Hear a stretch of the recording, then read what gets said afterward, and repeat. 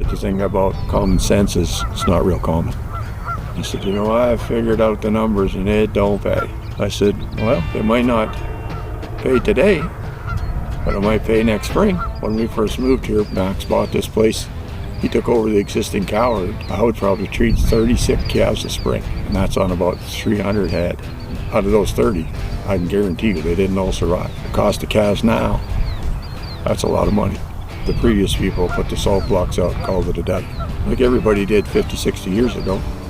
When we first here, we were using 1-to-1 mineral. They waste so much of it. That'd help you if it got any rain on it, because then you got 2 inches of dried stuff. You got to take a hammer and bust it off and throw it over your shoulder, because they're never going to eat it. This stuff, you can get 2 inches of water on that and they'll slurp that up like gravy. So we started using the tubs in the spring, and the next calving time, it was a remarkable difference. If I treat 3 sick calves in the spring, that's about all I do. I'm putting it to the tubs now. Whether it is or not, I can't tell you, but that's the only thing we changed. The cow herd is your factory. If you never do anything to improve your factory, it falls apart. You know, those cows got all the minerals and vitamins they need, and they pass it on to the calf with their milk. It's that first 60 days. And a lot of the cows are just shoving the milk to those calves, and the calves look big and fat. You know, and the cow might not look shiny and fat, but because she's just shoving all that milk into them. You know, they got lots of vigor. And I mean, once they get that first suck, just because that milk is strong, if you don't put nothing into it, you don't get nothing out. I don't care if you're doing cow-calf or grain farming or whatever. You got to put something back in. You got to look after your cows. Cows calving and cleanings went down to about 20 to 30 minutes after calving.